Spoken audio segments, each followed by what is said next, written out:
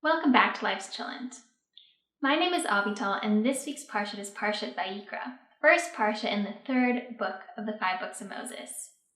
And in Parshat Vayikra, the Mishkan, the tabernacle that we just spent so much of the book of Shemot talking about, is finally going to be used for service. And in order to do that, the Torah talks us through all of the offerings that would be given to God in the Mishkan, in the tabernacle. And so it goes through all these different types of offerings. And if you want a more in-depth dive into these offerings, in the Parsha video I made 2 years ago about Vayikra, which I will leave a link to in the description below, I talked about the different types of offerings, what they mean, what they were, and who would bring them. So if you're interested, definitely check out that video. But the one that I really wanted to talk about, and it's this idea that I have thought of in the past, and I just find it to be so beautiful, relates to the elevation offerings. So the elevation offerings, could have been brought for more than one reason, but one of the reasons that they would be brought is by someone who wanted to bring themselves closer to God. They wanted to elevate themselves.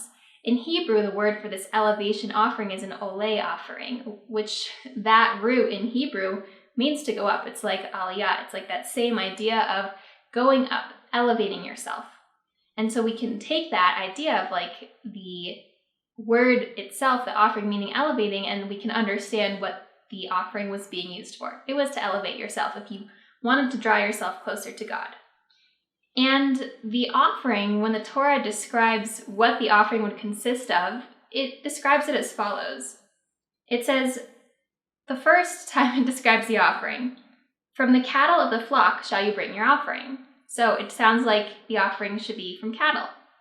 The second time it says, and if one's offering is from the flock, from the sheep, or from the goats, for an elevation offering. Okay. And then the third time it says, if one's offering to Hashem is an elevation offering of fowl, so of a bird. So when it's describing an elevation offering and what it would consist of, first we got cattle, then we got sheep/goat, and then we got fowl. And I think it's really interesting when you read that. Why is it that the elevation offering, why do we have so many choices for what kind of animal the elevation offering would be? And so the commentators, they go in and they say it's the offerings, whether you brought a cattle, a sheep, or a bird, that was based off of your socioeconomic status, what you could afford. And I think that idea is so beautiful. If you could afford the cattle, you would bring a cattle. If you could not afford that, but you could afford a sheep, you would bring that. And if you couldn't afford the sheep, you would bring the bird. And it's an incredibly beautiful idea. The Torah tells us after each of these elevation offerings that the aroma, it's called a satisfying aroma to Hashem.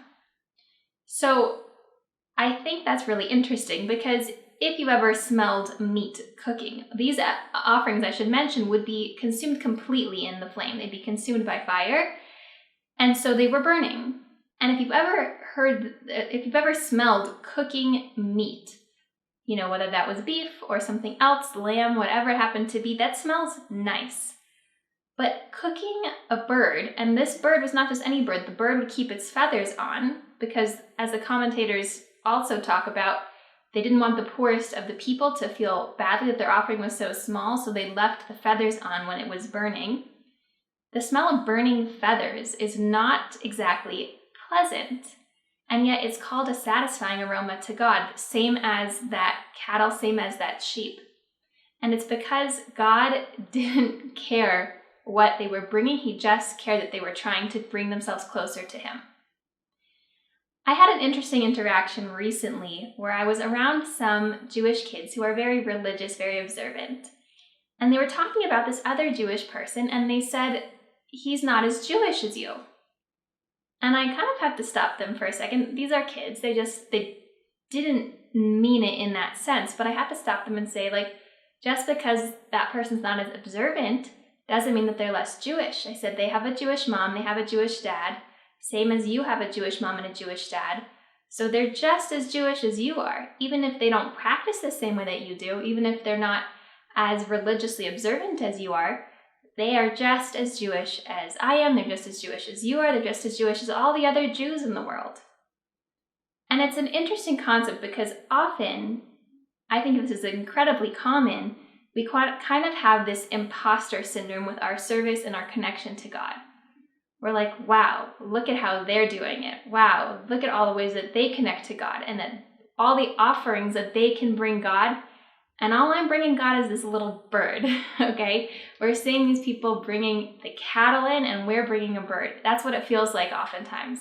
No matter how practicing you are, no matter how knowledgeable you are, whether you're in the most religiously observant sects of Judaism, you're still going to have that imposter syndrome, that feeling of like, what am I doing here? Am I faking it? Are all these people doing it better than I am? That's so very common. And yet, what these elevation offerings are teaching us is that God just wants our service. God doesn't want my service to look like your service. He doesn't want your service to look like my service. God wants each of us to bring him what we are able to bring him. As long as we are making that effort to get close to God, it doesn't have to look the same for you and for me. It can look different. There's this beautiful story that maybe many of you have heard already, as it's quite a famous story, about the Baal Shem Tov. So the Baal Shem Tov was, he's credited as being the founder of Hasidic Judaism. So he was a Jewish mystic, this very spiritual rabbi, a great leader. And it's a story about the Yom Kippur service with the Baal Shem Tov. And the story goes as follows, basically in short, that all of the people are praying on Yom Kippur, and, they have their sidurs, their prayer books, and they're, fervently praying. And this little boy walks into the shul, and he does not know how to pray, how to daven in the same way that these people are praying. And maybe he can't even read Hebrew. He doesn't know how to follow along this prayer book. But he has a flute, and he loves to play the flute. And so what does he do when he feels like, I want to connect to God and I don't have words? He starts to play his flute.